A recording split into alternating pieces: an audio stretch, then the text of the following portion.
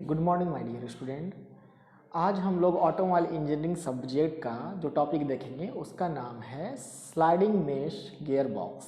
Okay, तो सबसे पहले हम लोग स्लाइडिंग मेश गियर बॉक्स का क्या अर्थ होता है, उसकी क्या मीनिंग होती है, उसे समझने की कोशिश करेंगे, जिससे हमें उसका नाम स्लाइडिंग मेश क्यों रखा गया है उस गियर बॉक्स का वो समझ में आएगा स्टूडेंट। ओके, तो सबसे पहले हम लोग देखेंगे कि मेश का क्या मतलब होता है। ओके, तो जब दो अलग अलग गियर आपस में इंगेज कंडीशन में होते हैं और एक दूसरे को पावर ट्रांसमिट कर रहे होते हैं, एक से दूसरे गियर में पावर ट्रांसमिशन हो रहा होता है, वैसी हालत में हम लोग कहते हैं कि वो दोनों गियर मेशिंग कंडीशन में है या both gears are in mesh condition. Okay, तो मेश का मतलब हमें समझ में आ गया होगा। जब एक गियर दूसरे गियर के साथ इंगेज कंडीशन में होता है, पावर ट्रांसमिशन हो रहा होता है, तो उसे हम लोग क्या कहते हैं, मेश, है ना। मेश कंडीशन में गियर्स हैं। दूसरा स्लाइडिंग, तो जब भी हम लोग किसी भी ऑब्जेक्ट को पुश करते हैं या पुल करते हैं तो वो क्या करता है, वो स्लाइड होता है, वो अपनी जगह से मूव करता है। स्लाइड हो सकता है, अगर उसमें व्हील्स लगे हैं तो रोल कर सकता है, तो अगर व्हील्स नहीं लगे तो स्लाइड होगा, है ना। तो इसका मतलब है, स्लाइडिंग मेश का मतलब है कि दो गियर्स को मेश कराया जा रहा है स्लाइड करा करके। हम लोग उसे स्लाइड करा करके मेश करा रहे हैं। ओके, तो स्लाइडिंग मेश गियर बॉक्स जो है ये हमारा सबसे ओल्ड टाइप गियर बॉक्स है। इसमें सिर्फ 3 गियर्स होते हैं, मतलब गियर 1, गियर 2 एंड गियर 3। जो हम लोग जब गियर लेते हैं, गियर शिफ्टिंग करते हैं, तो हम लोग देखते हैं गियर 1, गियर 2 एंड गियर 3, है ना। जनरली आज के टाइम में जितनी गाड़ियां हैं उसमें 4-5 गियर्स तक होते हैं, है ना। लेकिन हम लोग इसमें देख सकते हैं कि इसमें सिर्फ 3 गियर होते हैं और एक रिवर्स गियर होता है। इस गियर बॉक्स का यूज ट्रैक्टर में हुआ करता था। ओके, और स्टूडेंट्स इसमें जितने भी गियर्स लगे हैं सभी स्पर गियर हैं। स्पर गियर के बारे में हम लोगों ने देखा था कि उसके टीथ जो है एक दूसरे के एक तो पैरेलल होते हैं और दूसरा उसके टीथ जो होते हैं वो जो शाफ्ट की एक्सिस होती है उसके भी पैरेलल होते हैं। और जिस तरह से स्लाइडिंग मेश गियर बॉक्स में सबसे पुराना है, ठीक उसी तरह से स्पर गियर भी गियर्स में सबसे पुराना है, सबसे ओल्ड है ना। तो अब हम लोग इसकी वर्किंग देखने की कोशिश करेंगे। सबसे पहले हम लोग इसके जो मेन कंपोनेंट्स हैं उसको जान लेते हैं। तो ये हमारा जो है ये है क्लच शाफ्ट, या इसे इनपुट शाफ्ट भी कहते हैं। क्लच शाफ्ट कहाँ से आता है, तो अगर हम लोगों ने व्हीकल्स का लेआउट देखा था तो हम लोगों ने देखा था कि क्लच शाफ्ट जो है वो क्लच प्लेट से निकलता है ना। सबसे पहले इंजन होता है, उसके बाद flywheel, clutch plate and clutch shaft जो है उससे निकल के आगे जा करके किससे मिलता है, गियर बॉक्स से मिलता है ना स्टूडेंट। तो ये जो है हमारा क्लच शाफ्ट है। क्लच शाफ्ट में एक आगे जा करके गियर होता है जिसे हम लोग क्लच गियर कहते हैं। ओके, उसके बाद स्टूडेंट ये वाला जो शाफ्ट है ये काउंटर शाफ्ट है और इस पे जितने भी गियर्स लगे हैं सभी जो है वो रिजिड फिक्स्ड गियर हैं। रिजिड फिक्स्ड गियर का मतलब है कि ये अगर रोटेट करेगा तो साथ साथ ये गियर्स भी रोटेट करेंगे और ये गियर्स जो है स्लाइड भी नहीं करेंगे इस पे। ओके, अगर हम लोग कांस्टेंट मेश गियर बॉक्स देखेंगे तो उसमें कुछ गियर्स में ऐसे कंडीशन होते हैं कि गियर्स के अंदर जो है बेयरिंग लगा दी गई होती है। गियर जो है वो शाफ्ट पे माउंट होते हैं लेकिन उसके अंदर बेयरिंग लगी होती है। ऐसे हालत में गियर स्लाइड तो नहीं करते हैं लेकिन वो इंडिपेंडेंटली, शाफ्ट से इंडिपेंडेंटली मूव कर सकते हैं। मतलब शाफ्ट मूव करेगा, गियर मूव नहीं करेंगे, या गियर मूव करेंगे, शाफ्ट मूव नहीं करेगा। वो हम लोग आगे देखेंगे जब कांस्टेंट मेश गियर बॉक्स हम लोग देखेंगे। ओके, तो ये जो है हमारा काउंटर शाफ्ट है, इस पे फिक्स गियर लगे हुए हैं। ओके, उसके बाद ये हमारा मेन शाफ्ट है जो आगे जाकर के प्रोपेलर शाफ्ट से जुड़ जाता है। पावर आउटपुट जो है वो इसी शाफ्ट से आगे की ओर जाता है। इस पे स्प्लाइन बने हुए हैं। स्प्लाइन क्या होता है, तो कुछ मटेरियल जो है कट करके किसी शाफ्ट से निकाल दिया जाता है जिसकी वजह से एक पाथ मिलता है इन गियर्स को जो कि इस शाफ्ट के ऊपर माउंट है, जिसकी वजह से ये गियर्स जो है शाफ्ट के ऊपर हॉरिजॉन्टली मूव कर पा रहे हैं, लेफ्ट राइट मूव कर पा रहे हैं इसी स्प्लाइन की मदद से। जो रेड रेड मैंने बनाया है स्टूडेंट, ये कोई डिज़ाइन नहीं बनाई है, ये स्प्लाइन है, ओके, जिसपे ये जो गियर्स हैं ये मूव करते हैं, ओके।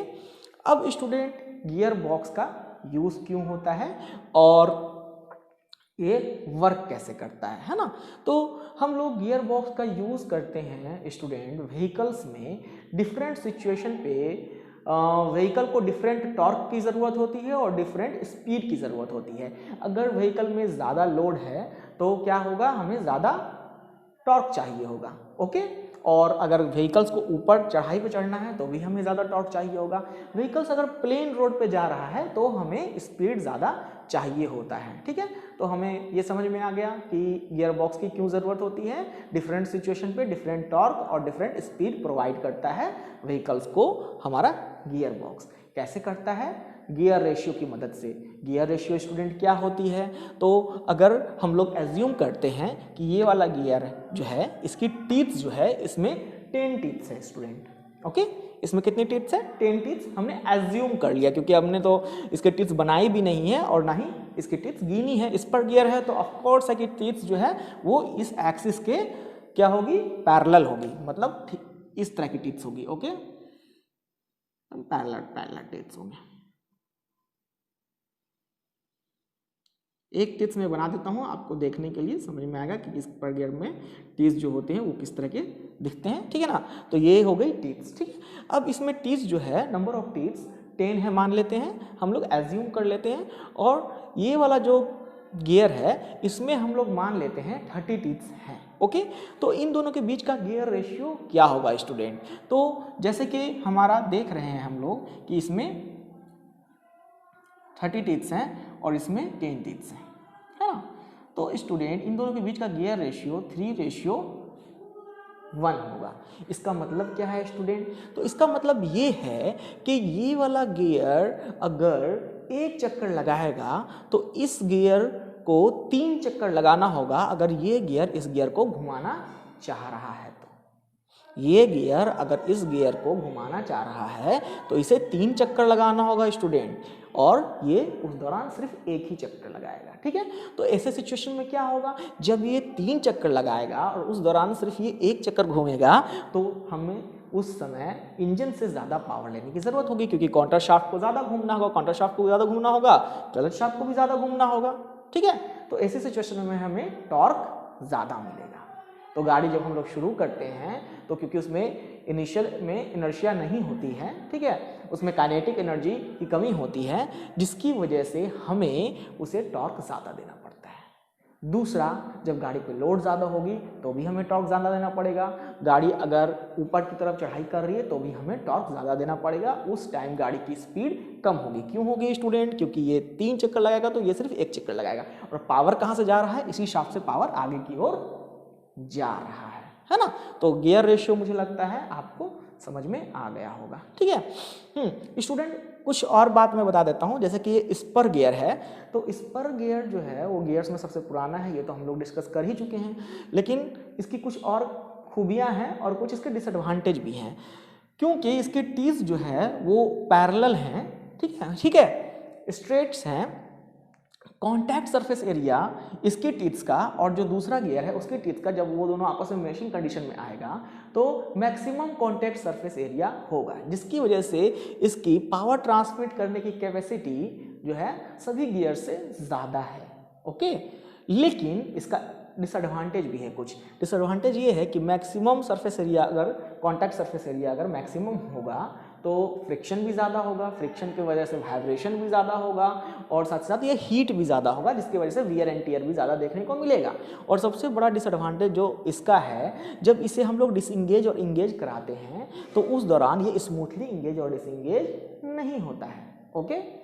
तो इस पर गियर में ये कमियां हैं, है ना, जिसको रिमूव करने के लिए हमें हेलिकल गियर को डिज़ाइन करना पड़ा, ओके। अब हम लोग इसकी पूरी वर्किंग समझेंगे स्टूडेंट, ओके। तो सबसे पहले हम लोग ने गाड़ी शुरू की, और क्लच पे हम लोगों ने पैर हटा लिया अपना, क्लच शाफ्ट आगे की तरफ आ गया, क्लच शाफ्ट आगे की तरफ आ गया और ये जो है इसके साथ इंगेज हो गया और ये वाला घूम रहा है क्योंकि ये जो है इस पूरे के साथ फिक्स कंडीशन में है, तो ये वाला गियर घूमेगा तो ये पूरा का पूरा गियर, जितने भी गियर्स हैं इसमें लगे हुए सभी घूमेंगे और साथ ही साथ काउंटर शाफ्ट भी घूमेगा, है ना।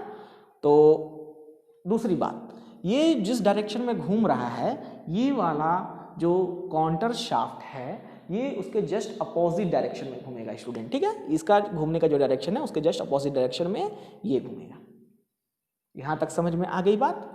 उसके बाद स्टूडेंट, उसके बाद हम लोग गियर 1 जब लेंगे तो गियर 1 लेंगे तो सिलेक्टर की मदद से यहाँ पे सिलेक्टर लगे होते हैं, ठीक है, और वो आगे जाकर के लीवर से जुड़ा होता है जो हम लोग ड्राइवर के द्वारा जो है मूव करते हुआ देखते हैं, है ना। तो हम लोग लीवर की मदद से, सिलेक्टर की मदद से इसे स्लाइड कर दिया हम लोगों ने लेफ्ट साइड, तो ये 1 गियर जो है जाके इसके साथ इंगेज हो गया। अब जैसा कि हम लोग देख पा रहे हैं ये इसमें टीथ्स कम है, इसमें टीथ्स ज़्यादा है, तो ये 3 चक्कर जब लगाएगा तो ये 1 चक्कर लगाएगा, जिसकी वजह से ये शाफ्ट भी जो है वो भी 1 चक्कर लगाएगा। उस दौरान ये शाफ्ट जो है वो 3 चक्कर लगा चुका होगा, तो हमें टॉर्क ज़्यादा मिलेगी, स्पीड कम मिलेगा। लेकिन टॉर्क ज़्यादा मिलने की वजह से ज़्यादा लोड जो है वो हम लोग कैरी करा पाएंगे गाड़ी को, या गाड़ी जा रही है इंक्लाइन में ऊपर की तरफ तो भी जा पाएगी। और इनिशियल स्टेज पे जब गाड़ी को शुरू करते हैं हम लोग जानते हैं स्टूडेंट की स्टैटिक फ्रिक्शन की वैल्यू सबसे ज़्यादा होती है फ्रिक्शन में, तो उसको ओवरकम करने के लिए, और दूसरा काइनेटिक एनर्जी भी जो है वो भी डेवलप नहीं हो ही रहती है जब किसी बॉडी में, तो हमें क्या करना पड़ता है, उसे ज़्यादा फोर्स लगाना पड़ता है उस पर। तो इन सब वजह से हमें शुरुआत में ज़्यादा टॉर्क चाहिए होगा, है ना स्टूडेंट। अब क्या है, यहाँ से यहाँ गया, उस दौरान क्या हुआ कि ये 3 चक्कर लगाया इसने और इस शाफ्ट ने सिर्फ 1 चक्कर लगाया, इस गियर ने 3 चक्कर लगाया, इस गियर ने सिर्फ 1 चक्कर लगाया। साथ ही साथ अब इस शाफ्ट का जो रोटेशन का डायरेक्शन है उसके अपोजिट इस शाफ्ट के डायरेक्शन होगा रोटेशन का, है ना। इसका जो रोटेशन है उसके अपोजिट इसका रोटेशन होगा, दैट्स मीन्स इसका रोटेशन और इसका रोटेशन सेम होगा स्टूडेंट, है ना। डायरेक्शन ऑफ रोटेशन सेम होगा इसका और इसका, क्लच शाफ्ट का और मेन शाफ्ट का, है ना। इसका अपोजिट होगा इसके भी और इसके भी, काउंटर शाफ्ट का अपोजिट होगा क्लच शाफ्ट के भी और मेन शाफ्ट के भी, ओके। अब स्टूडेंट हम लोग गियर नंबर 2 लेंगे, ठीक है। तो गियर नंबर 2 लेंगे तो फिर से सिलेक्टर को हम लोग उधर खिसका देंगे, ये इंगेज जो था ये डिसंगेज हो जाएगा और ये वाला इसके साथ इंगेज हो जाएगा। अब हम लोग देख पा रहे हैं स्टूडेंट कि इसकी और इसकी जो साइज है वो लगभग सेम है, डायमीटर सेम है, दैट्स मीन्स टीथ्स, जो नंबर ऑफ टीथ्स होंगे वो भी सेम होंगे। अगर इसमें हमारा 20 टीथ्स होगा इसमें भी 20 टीथ्स होगा, दैट्स मीन्स गियर रेशियो क्या हो जाएगा, 1:1 हो जाएगा। इसका मतलब ये जितना चक्कर लगाएगा उतना ही चक्कर ये भी लगाएगा, तो क्या होगी, गाड़ी की स्पीड बढ़ जाएगी स्टूडेंट, है ना। तो गाड़ी की स्पीड थोड़ी बढ़ गई, टॉर्क थोड़ा कम हो गया। अब हम लोग जब 3rd गियर लेंगे स्टूडेंट तो क्या होगा, हम लोग इसे क्या करेंगे और थोड़ा सा इस तरफ लेफ्ट साइड खिसका करके पूरा का पूरा इसे हम लोग डायरेक्ट क्लच शाफ्ट में इंगेज करा देंगे इस गियर को, ठीक है। तो क्या होगा, यहां से पावर डायरेक्ट जो है ट्रांसफर मेन शाफ्ट में होने लगेगा और 3rd गियर लग जाएगा जिसमें स्पीड सबसे ज्यादा मिलेगी हमें स्टूडेंट, ओके। और रिवर्स गियर के लिए क्या होता है, रिवर्स गियर के लिए यहाँ पे आइडलर लगा होता है, ठीक है। आइडलर क्या करता है स्टूडेंट, तो आइडलर की मदद से एक एक्स्ट्रा छोटा सा गियर लगा देते हैं, पिनियन गियर टाइप का लगा देते हैं। तो जब मैं इसे पीछे की तरफ लूँगा इस पे ये आ जाएगा, तो आइडलर गियर अब क्या है कि ये वाला जो काउंटर शाफ्ट जिस डायरेक्शन में मूव कर रहा है उसके अपोजिट डायरेक्शन में ये मूव करेगा, ये वाला आइडलर गियर मूव करेगा, और फिर ये वाला जो गियर जिस डायरेक्शन में मूव कर रहा है उसके अपोजिट ये वाला मूव करेगा।